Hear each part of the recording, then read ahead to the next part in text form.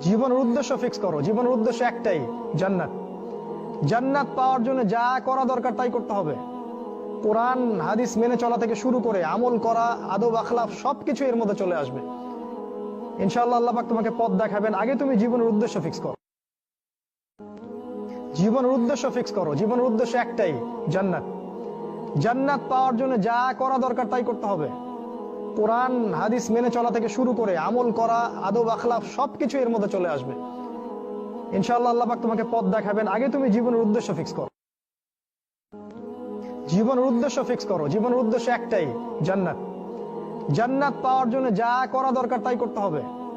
কোরআন হাদিস মেনে চলা থেকে শুরু করে আমল করা, আদব আখলাক সবকিছু এর মধ্যে চলে আসবে। ইনশাআল্লাহ আল্লাহ পাক তোমাকে পথ দেখাবেন। আগে তুমি জীবনের উদ্দেশ্য ফিক্স করো।